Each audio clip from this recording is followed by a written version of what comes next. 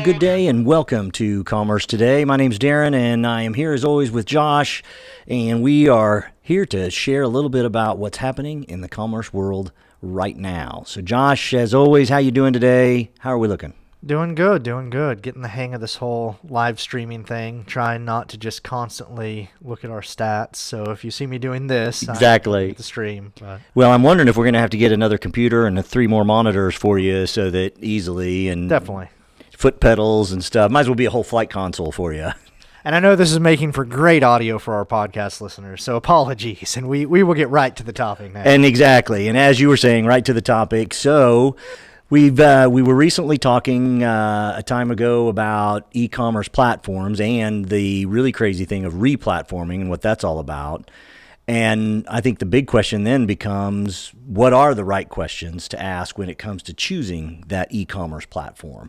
And what does that look like? So kind of kick us off, and I think we probably have some definitions because, I'm definitely not the smartest one in this room, so help me out. You jumped ahead and started asking me to define these things earlier. I'm like, no. This is what the show's for. Save it for the show. Exactly. So, yeah. So there's a lot of terms in the e-commerce world. We love our buzzwords. We love our acronyms. And there's 3 I want to break down first, and that is SaaS, PaaS, and on-premise. SaaS, you've probably heard of, software as a service. So that's basically you're purchasing a service provided by some software, but you're not really purchasing the software. So think Shopify, BigCommerce. You're signing up on a monthly basis, and you don't really have direct access to the code. You can't change the code, but it is code or software that is providing an e-commerce site for your business. Mm-hmm. So then you have PaaS, platform as a service. It's a little bit different in that you are paying more for a platform. So it's the hosting environment, kind of like the SaaS. But it's also a set of tools and tooling around customizing that software, and typically with that, you do get access to the code. And then there's the one case where you basically always get access to the code, and that is on-premise. And this is old school. This is back in the servers in the closet days, exactly, right? And that's literally what that stands for. When you hear on-premise, it's because it meant we're going to install it on a server that's on our premises, that is running in our office. Nowadays, that's usually not used that way. It's usually in a data center in the cloud. I love the joke that, all the cloud is somebody else's computer. It's all servers at the end of the day. It's somebody else's closet. Exactly. Amazon just has much bigger closets. Exactly. But yeah, on-premise means typically that you have full access to and control of the code, and you're responsible for figuring out who's going to host it. Okay. All right. Well, there's also some other things that we probably need to talk about and understand, and that's one of them that's really had me curious, because there's a piece of the e-commerce questions and understanding the platforms about the single tenant and multi-tenant, and what's that all about?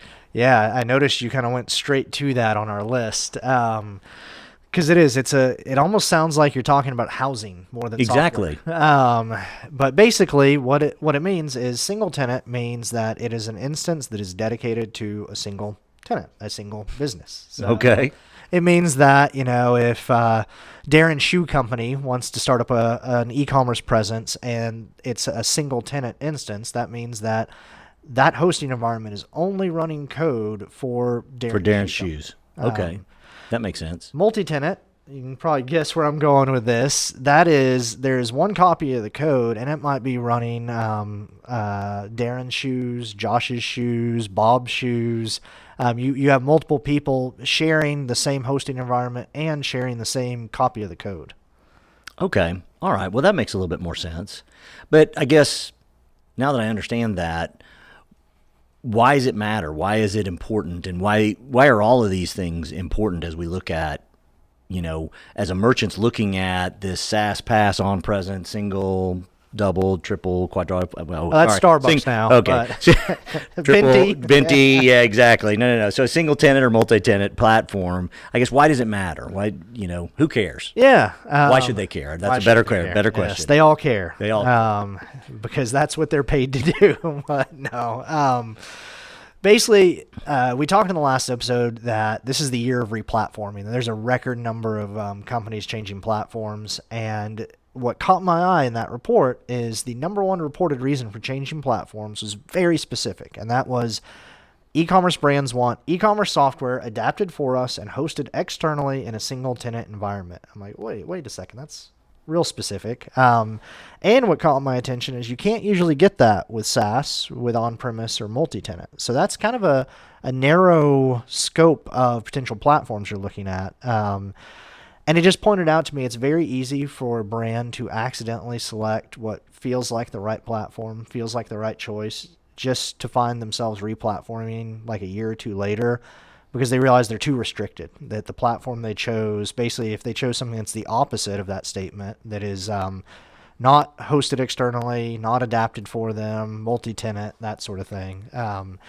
it's easy to end up fighting against restrictions from that and having to replatform. So that's why I wanted to spend a little bit of time talking about this today. And then just like our last episode, apologies. I'm going to have to put a disclaimer or a trigger warning, like the start of every stream and episode. If you are in sales, please don't be offended. But basically, there's a lot of cool new approaches. There's buzzwords like mock and composable commerce, and those are great concepts. We actually have episodes where we talked about composable commerce. But if you're trying to figure out, is this a single tenant piece of software that I can customize? Is it adapted for me? Is it hosted externally?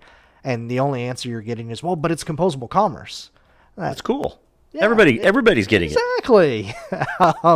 And so I wanted to break it down. What I end up doing, sometimes I feel like I am a counselor or mediator between platforms and e-commerce brands.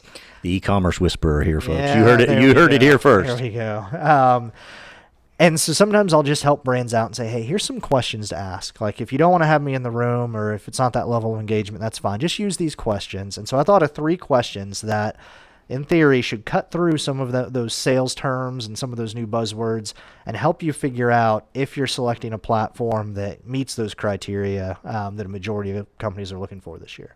All right. And since you teased it, we'll bring up, assuming I'm reading the great notes here in the right way, but first and foremost, will I have access to view the code that powers my e-commerce site on your platform? Question number 1. That is question number 1. And if a platform says no to that question, typically you're looking at not only a SaaS, but a multi-tenant SaaS, which means, again, because it's running Darren's shoes, Josh's shoes, Bob's shoes, they can't let you modify the code because when Darren's modifying the code for right, that would be bad. That would be bad. And I think SaaS has a place. Like, I'm not against SaaS. We use a lot of SaaS solutions in our business, and it's great for hosting your blog. It's great for, there's some great marketing software that is offered as a SaaS. I don't think it's the best choice for e-commerce, though. And so that's why this question can help you kind of cut through that. Right. And I think you kind of felt that, I mean, unless you're just small, maybe barely just starting out, that's where it could, but otherwise they need to steer away from it. So, all right, question number 1. Now, to question number 2, will I have access to modify or add to the code that powers my e-commerce site on your platform? That kind of similar to question number 1 in a way, but what do we look at there? So it's similar, but there's a couple of distinctions. Basically, Sure. We're trying to keep the salespeople honest.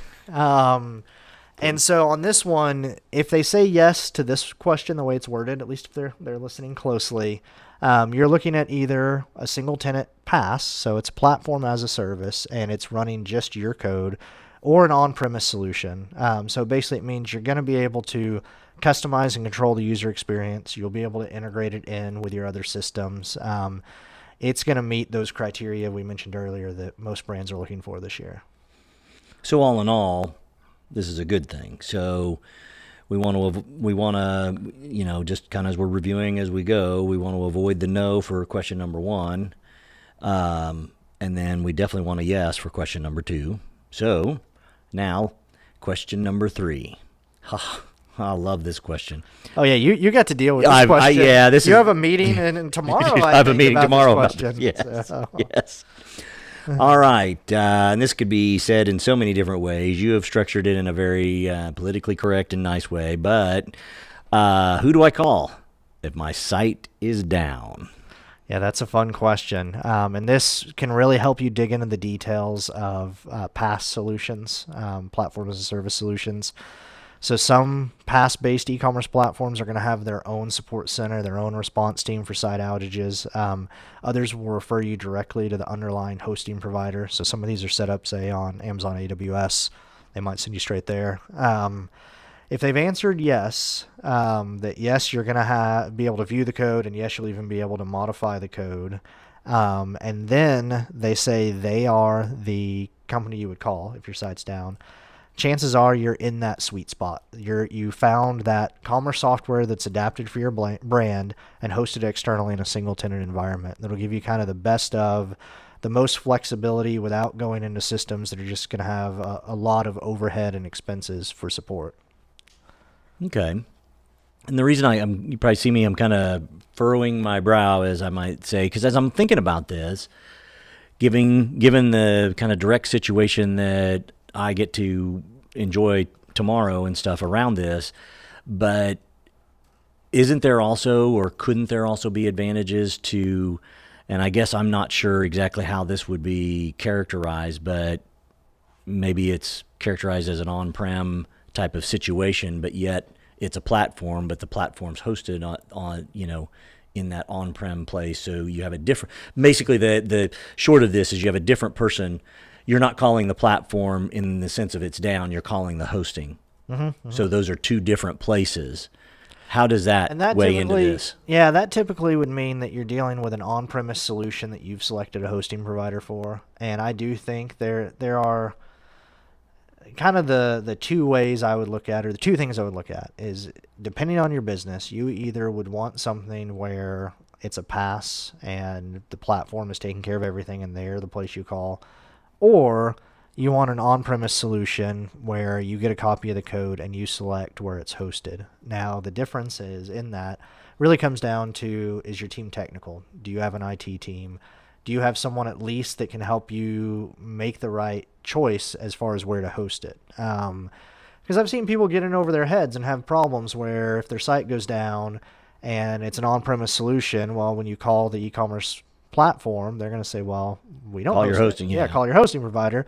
You call your hosting provider, and depending on the hosting provider, they might say, well, this is a problem with your application. You need to call your e-commerce solution or your e-commerce application provider, and you just get stuck going around. Hence, in the circle of service that is not a happy one. Circle of disservice. Disservice, yes. Thank you. I was trying to think of the word. That was it. Yeah, circle of disservice. But with the right platform and with the right hosting provider and kind of the right resources, either on your team or with a partner that you trust, you can find a sweet spot there. You can find that sweet spot. Okay.